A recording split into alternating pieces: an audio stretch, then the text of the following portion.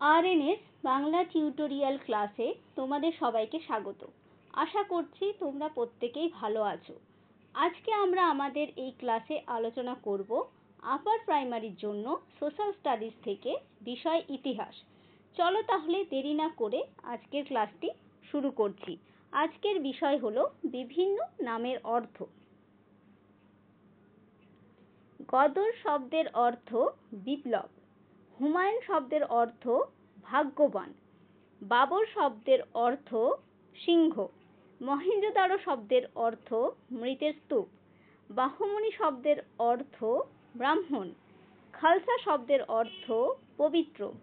খলিফা শব্দের অর্থ প্রতিনিধি বা উত্তরাধিকারী।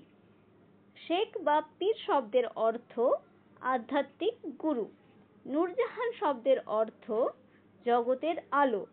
বেদ শব্দের অর্থ জ্ঞান। ইলতুৎমিশ শব্দের অর্থ সাম্রাজ্যের পালনকর্তা। রেনেসাঁস শব্দের অর্থ নবজাগরণ। চেঙ্গিস শব্দের অর্থ অসীম শক্তিশালী। শাহজাহান শব্দের অর্থ জগতের প্রধান। জাহাঙ্গীর শব্দের অর্থ পৃথিবীর মালিক। আজকের ক্লাসটি এই পর্যন্তই। সবাই সুস্থ থাকবে, ভালো থাকবে। ধন্যবাদ।